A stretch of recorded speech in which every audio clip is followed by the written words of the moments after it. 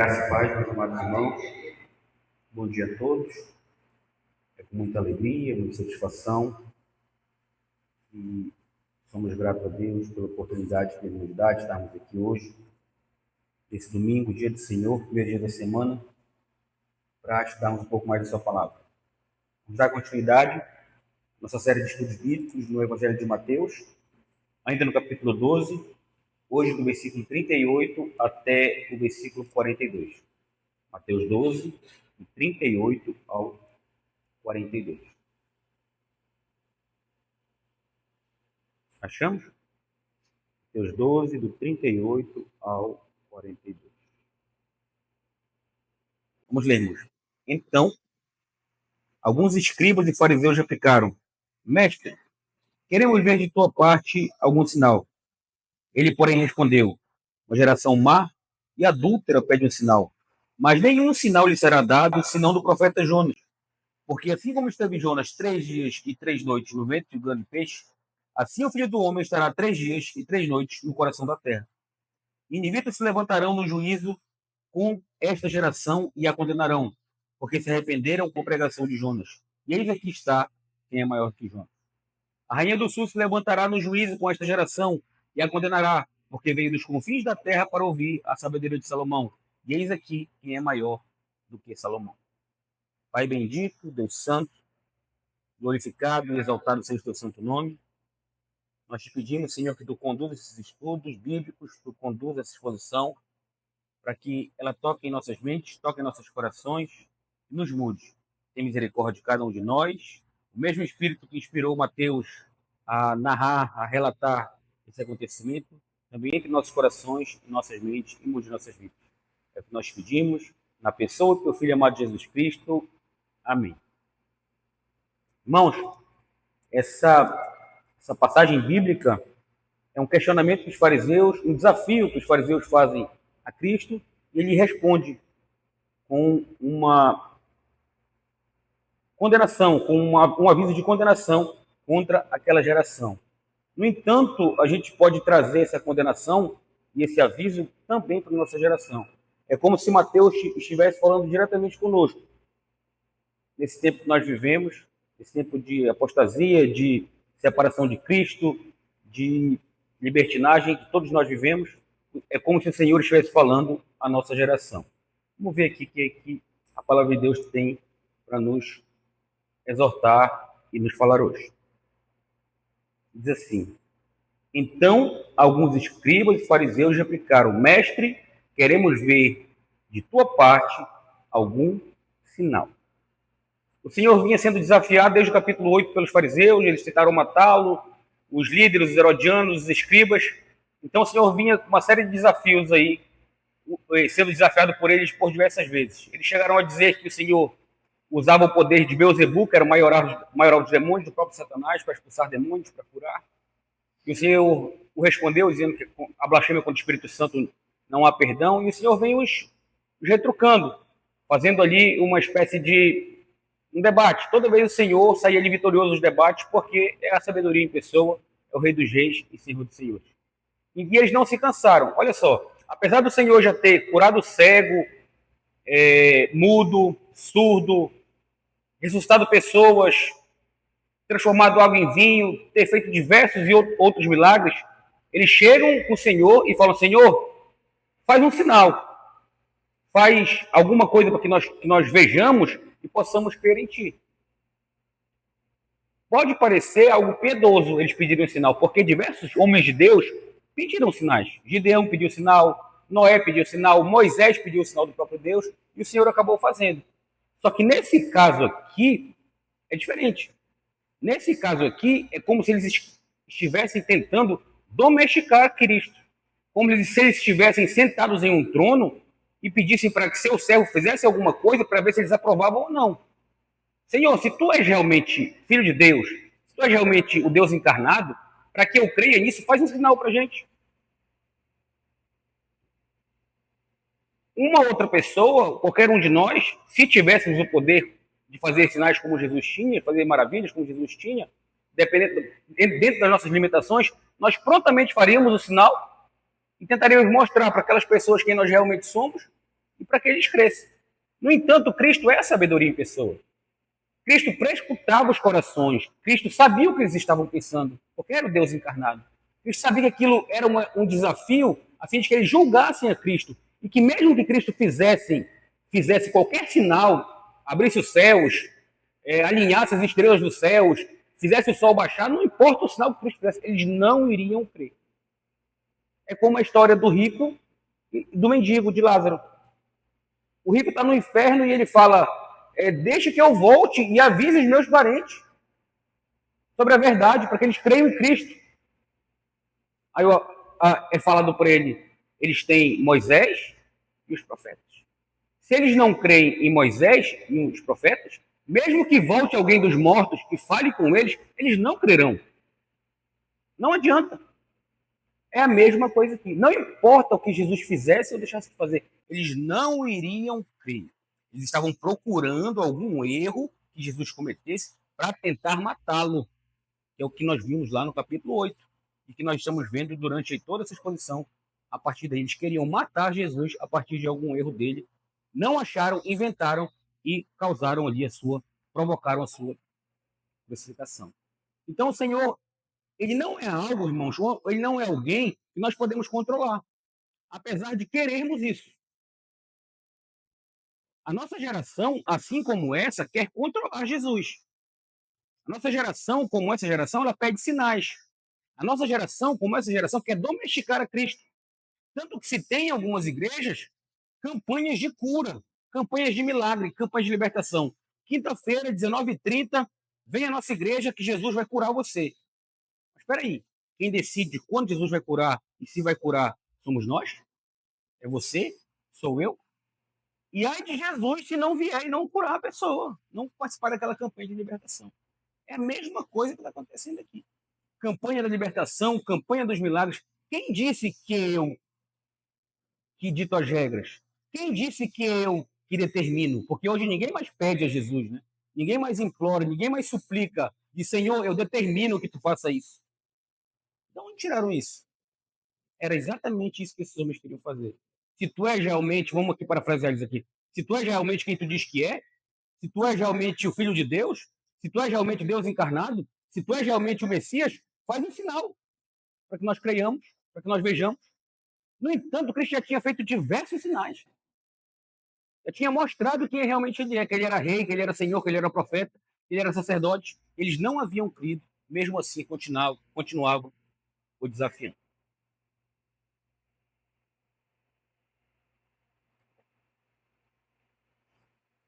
O que isso revela? Isso revela da parte deles e da nossa parte a incredulidade e a dureza de coração. Se nós formos incrédulos e duros de coração, não importa o que aconteça, não importa o que o Senhor nos faça, nós não vamos crer. Não vamos atribuir a Cristo aquilo que é dele. É muito fácil de mensurar isso aí, irmão. Muito fácil mesmo. Por quantas vezes e como o Senhor vem nos ajudando? Quantas vezes o Senhor nos livrou do mal? Quantas vezes o Senhor fez milagres literalmente nas nossas vidas? Quantas vezes o Senhor tem nos salvado, nos livrado, nos ajudado, nos sustentado? E mesmo assim, nós não cremos. Mesmo assim, nós somos incrédulos. Mesmo assim, nós somos duros de coração. Não somos diferentes dessa geração. Infelizmente, não. E continuamos pedindo sinais. Sinais. Somos ansiosos por sinais. Queremos ver sinais. Queremos ver Deus agindo de uma maneira que eu possa ver, que eu possa mensurar. Mas o Senhor não vive de acordo com a nossa vontade. A oração é que seja feita a vontade dele, não a nossa. E ele veio a esse mundo para fazer a vontade do Pai, e não a nossa. E ele continua. Jesus aqui replica eles, retruca eles, vai retrucar eles aqui e vai os exortar, chamar a atenção deles. Diz assim, ó. Cristo falando, tá? Ele, porém, respondeu: uma geração má e adúltera pede um sinal. Mas nenhum sinal lhe será dado, senão o do profeta Jonas. Aí o Senhor vem com juízo sobre eles, com exortação. Trazer para a nossa linguagem aqui um bom e velho ralho. Diz assim: vocês são uma geração má e adúltera. O interessante que a palavra de Deus fala aqui, ele estava sendo indagado ou desafiado por alguns escribas e fariseus. Eles desafiaram Cristo. Porque quando Cristo vai proferir o juízo, a exortação sobre eles, ele fala de toda uma geração. É como se aqueles homens estivessem representando toda a geração que viveu no tempo de Jesus. Uma geração má, uma geração adúltera, uma geração incrédula, uma geração que não se alinhava aos propósitos de Cristo. Não houve geração mais incrédula do que a geração de Cristo. Uma geração que conviveu e que viveu com o próprio Salvador, que viu com os próprios olhos o que o Senhor fez e deixou de fazer, que viu o Messias, o Deus encarnado, o Messias prometido andando sobre a terra e mesmo assim não creu. Uma geração má, adúltera. Por que eles eram maus? Porque eles rejeitavam a verdade. Apesar de ter diante deles o próprio Deus encarnado, Cristo, o Messias, eles rejeitaram isso. A pessoa de Deus encarnado na frente deles, falando com eles, exortando eles, chamando ao arrependimento, mas eles não creram. E por que uma geração adúltera? Porque eles trocaram a fidelidade de Deus. O Senhor, muitas vezes no Antigo Testamento, chama a nação de Israel de adúlteros, porque eles deixam Deus de lado para servir outras coisas. E aqui era exatamente o que estava acontecendo. Estavam deixando o próprio Deus de lado para servir aos seus próprios propósitos, à sua própria religiosidade. E o pior, com uma capa de piedade. Eram religiosos, ditos piedosos, que rejeitavam a Deus, eram maus e eram adúlteros e se achavam santos. Se achavam os grandes baluartes ou as grandes fortalezas da religiosidade, da palavra de Deus. E não eram. Eram adúlteros porque rejeitaram a verdade e abandonaram a fidelidade de Deus. Aí ele vai dizer: não vai ser dado nenhum outro sinal para vocês. Não vou fazer mais sinais para vocês. Eu não vivo em função de vocês. Eu vim para fazer a vontade do Pai. Vai ser dado apenas um sinal. Esse sinal, irmãos, é o suficiente. Esse sinal é o sinal mais importante. É nesse sinal que nós precisamos crer. Se eu crer nesse sinal que vai ser falado por Cristo agora, todo o restante é consequência disso. Tudo, irmão, que vem depois é consequência disso. E se eu não crer nesse sinal, tudo também é consequência disso. Ele vai falar: vou dar só um sinal para vocês. O sinal do profeta Jonas. Que sinal é esse, né? Não é esse. Vamos lá, versículo 40. Diz assim: porque assim como esteve Jonas 3 dias e 3 noites no ventre do grande peixe, assim o Filho do Homem estará 3 dias e 3 noites no coração da terra. Esse é o sinal. Que sinal? A morte e ressurreição de Cristo. O maior milagre de todos. O único milagre que é necessário para que eu tenha fé. Assim como Jonas ficou 3 dias no ventre de um grande peixe, o Cristo, o Messias, o Deus encarnado, o Verbo vivo, a palavra, o Filho de Deus, o Filho do homem, o Deus que se fez carne, estará também morto 3 dias no coração da terra. Esse é o sinal que nós precisamos crer. Só nos basta crer nesse sinal. É claro que nós cremos em todos os outros sinais que a Bíblia relata, mas para nós crermos nesses sinais, nós também precisamos crer, nós primeiro precisamos crer nesse sinal da morte e da ressurreição de Cristo. Não tem outra forma, irmão, de crer no Evangelho. Não tem outra forma de seguir a Cristo se não crermos na sua morte, na sua ressurreição. O Evangelho está centrado nisso, na morte e ressurreição de Cristo. O apóstolo Paulo vai falar assim, ó: se Cristo não ressuscitou, a nossa fé não vale de nada. É vã. É uma coisa palpável, eu posso provar, eu posso testar o cristianismo, eu posso testar a pessoa de Cristo, eu posso testar a minha fé. Porque se eu não creio que Cristo ressuscitou, apesar de todas as evidências que nós temos, históricas, bibliográficas, todas as evidências que nós temos, se eu não creio, espirituais, nós sentimos que Cristo ressuscitou, nós sabemos no nosso coração e nossa mente que ele ressuscitou, porque ele toca em nossos corações, nossas mentes na pessoa do Espírito Santo. Então, se mesmo assim, apesar de tudo isso, eu não creio que Cristo ressuscitou, não importa o que ele faça ou deixe de fazer. E se eu creio que ele ressuscitou, não importa o que ele faça ou deixe de fazer. Eu vou crer. Então, a minha fé, irmãos, depende tão somente desse sinal. Se Cristo não ressuscitou, a nossa fé é vã.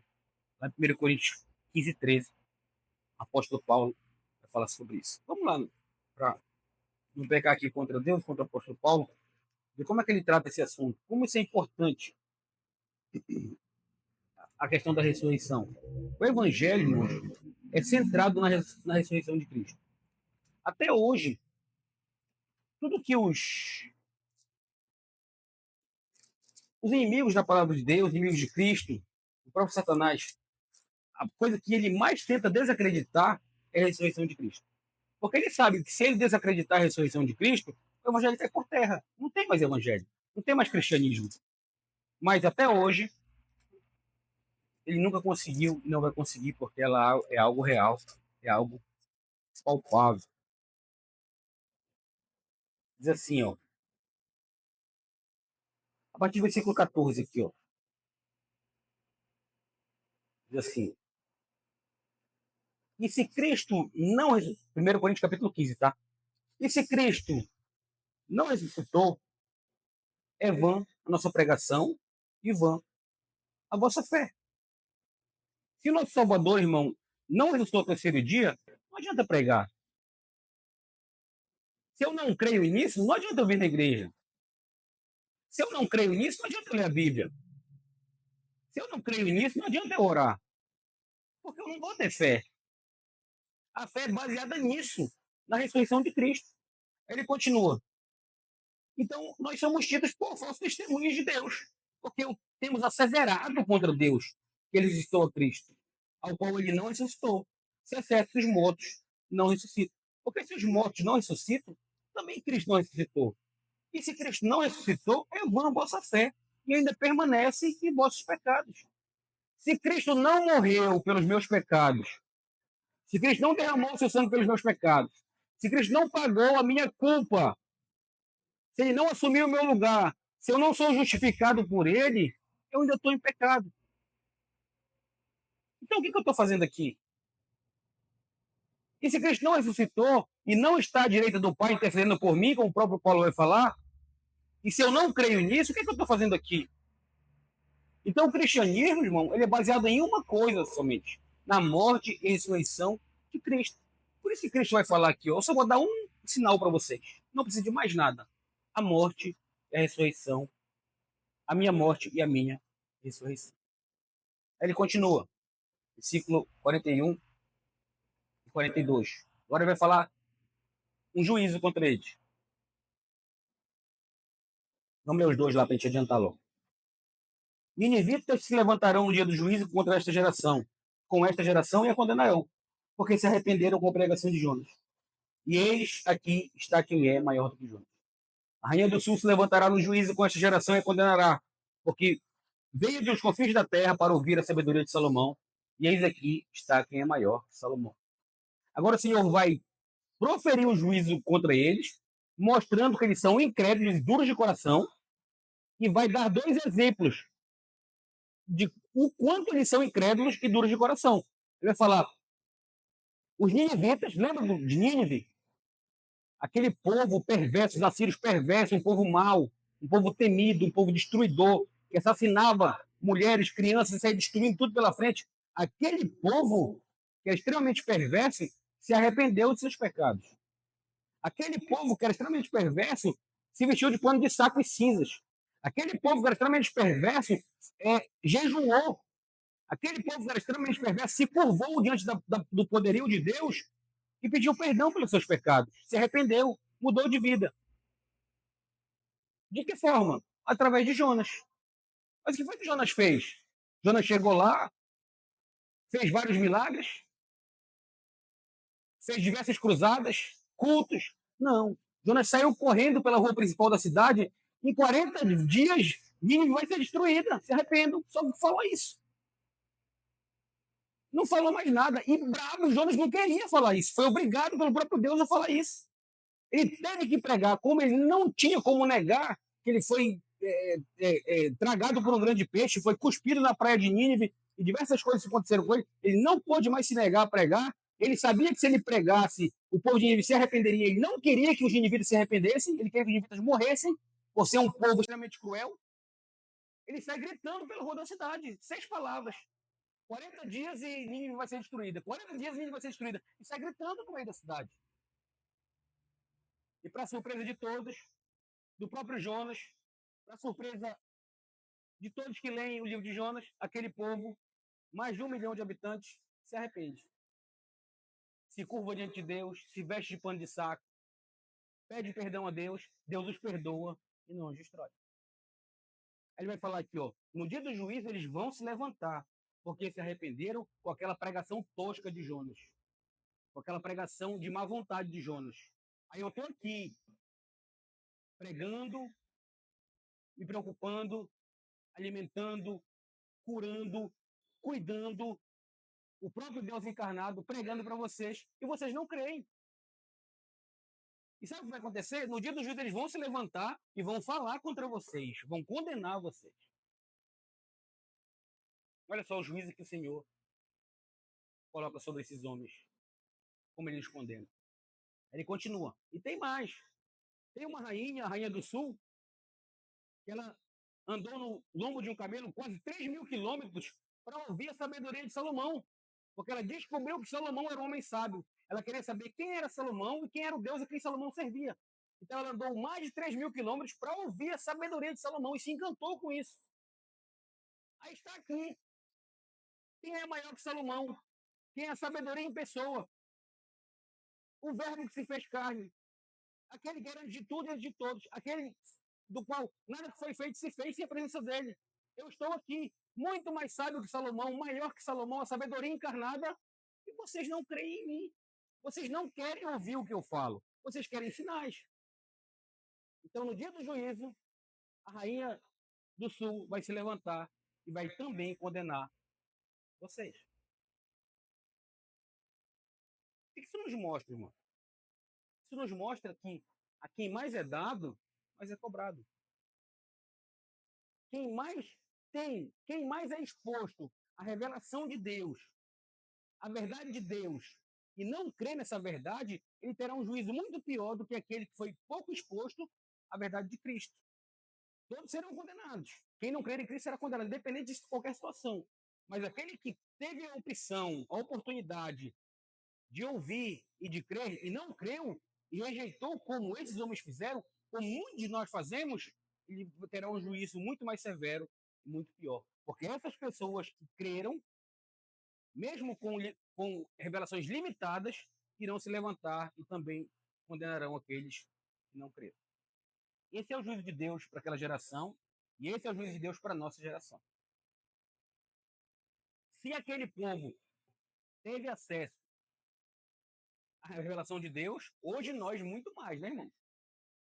Hoje não tem desculpa nenhuma para alguém dizer que não conhece a Cristo por opção. Desculpa, por obrigação, por não conseguir conhecer Cristo. Não crê em Cristo por opção. E sobre essa pessoa vai ser declarado o juiz. Vamos lá. Para encerrar aqui para algumas aplicações práticas. Primeiro, a fé verdadeira, ela não exige sinais, mas ela se firma na palavra. Se eu tenho a fé verdadeira, irmãos, eu não preciso de sinais. A palavra de Deus, para mim, é suficiente. Muitos de nós, irmãos, vamos viver a vida toda como cristãos verdadeiros, servos de Deus, aqueles a quem Deus ouve as nossas orações, e não vamos ver um milagre sequer acontecer. Pelo menos um milagre dos quais nós estamos falando aqui de cura extraordinária e outras coisas. Os milagres que nós não percebemos acontecem diariamente em nossas vidas. Vamos ver. E seremos tão ou mais crentes do que pessoas que viram e mais crentes do que pessoas que visualizaram esses sinais. Então, a fé verdadeira ela nunca vai exigir sinais.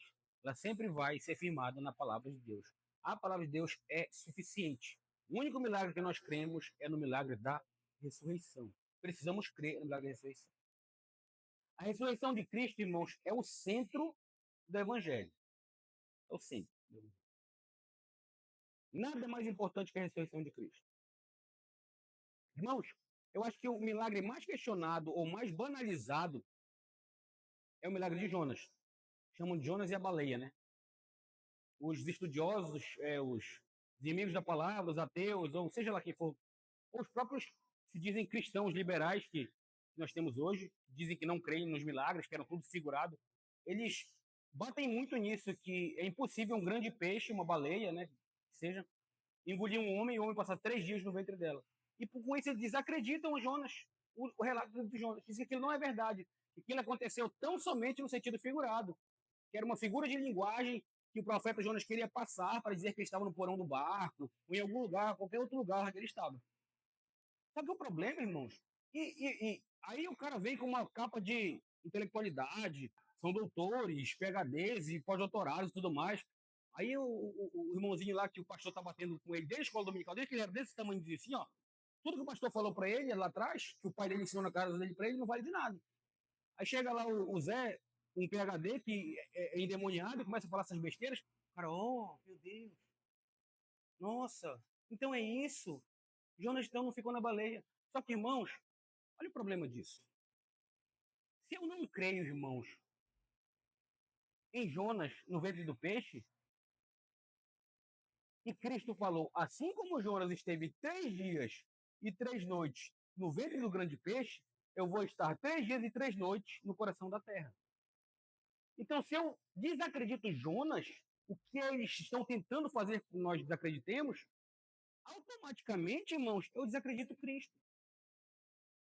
Eu desacredito a ressurreição de Cristo.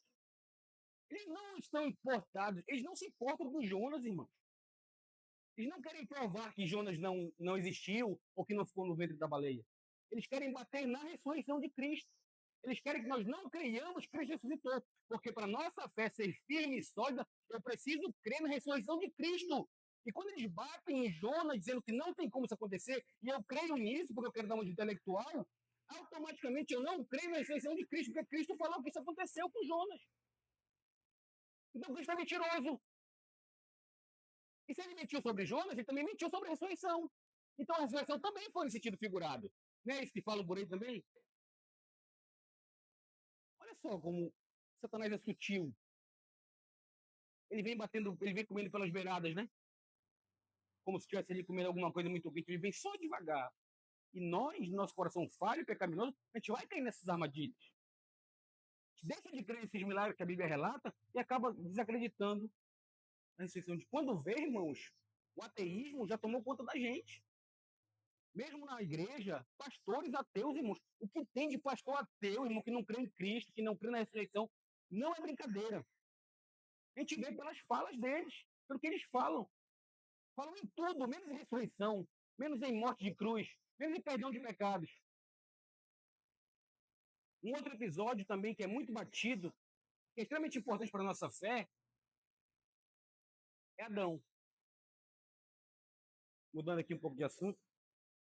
Eles batem muito nisso, que Adão não foi criado no barro, que Adão não foi o primeiro homem, que Cristo não criou Adão da maneira que ele falou, que realmente aí fazem um flash ali com o evolucionismo, que foi evolução, tudo mais. No entanto, Moisés tinha que parafrasear isso e tinha que fazer com que as pessoas entendessem, porque as pessoas daquela época não conseguiam entender como nós conseguimos hoje, porque hoje nós temos tecnologia e conhecemos. Irmãos, Moisés viveu um tempo do Egito, irmãos.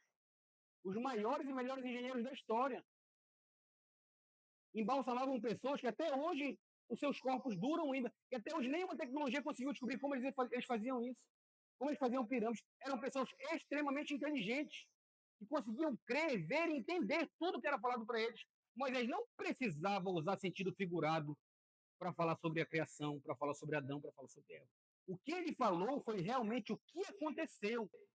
Aí os caras vêm desacreditando isso, com ar de intelectualidade, falando de evolucionismo e tudo mais. Aí eu acredito. Eu, patetão, acredito. E vou nisso. Ah, então não foi isso, né? Então Adão não foi o primeiro homem. Foi esse desfigurado. Sabe qual é o problema disso, irmãos? Romanos capítulo 5. Abre comigo lá, por favor. Aqui também, em 1 Coríntios capítulo 15, também tem. Paulo também fala sobre isso. Carta à Igreja de Roma, capítulo 5. Abre comigo lá. Se eu não creio em Adão, qual é a consequência disso?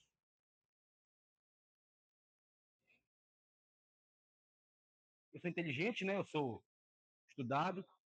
Meu pastor não, meu pastor não é estudado não. Meu pai também tem mau nível fundamental ali. Então eles têm ali a inteligência limitada, né? Eles não conseguem mensurar isso, mas eu não. Eu sou estudioso, sou universitário, sei das coisas. Então essa teoria de que Adão não existiu e que o evolucionismo e tudo mais, aquele flerte, isso aí é verdade. Olha só, eu consegui captar porque eu sou muito inteligente. Mas Satanás, irmãos, está minando a nossa fé. Está minando aquilo que nós cremos. Porque Paulo fala assim, ó, capítulo 5, versículo 12 de Romanos. Portanto, irmão, assim como por um só homem entrou o pecado no mundo e pelo pecado a morte, assim também a morte passou a todos os homens, porque todos pecaram. De quem Paulo está falando aqui? Fala aí de quem Paulo está falando. Adão. Aí ele continua. Porque até o regime da lei havia pecado no mundo, mas o pecado não é levado em conta por não a lei. Entretanto, reinou a morte desde Adão até Moisés, mesmo sobre aqueles que não pecaram, a semelhança da transgressão de Adão, a qual prefigurava aquele que havia de vir.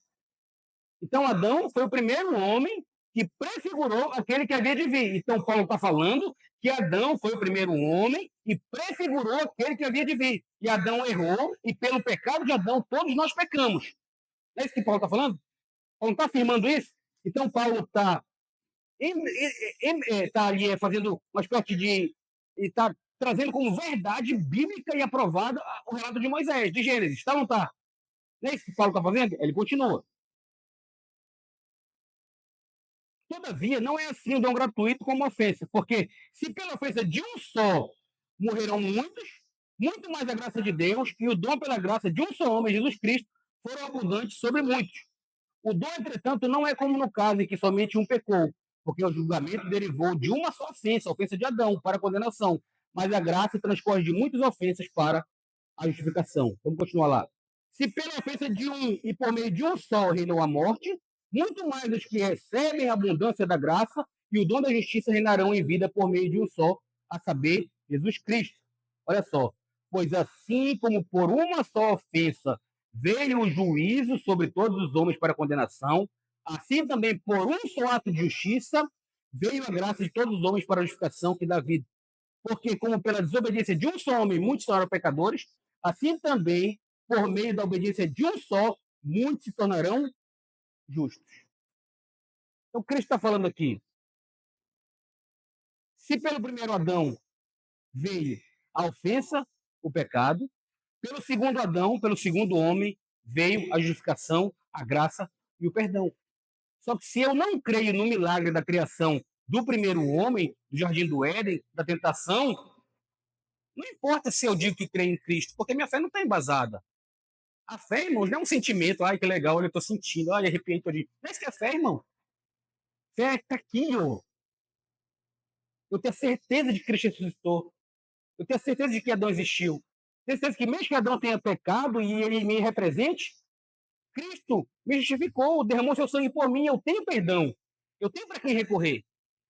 É isso que é fé. A fé é embasada na razão. Claro que a gente vai sentir, vai se emocionar, vai ter sentimentos derivados disso, mas a fé é embasada na razão.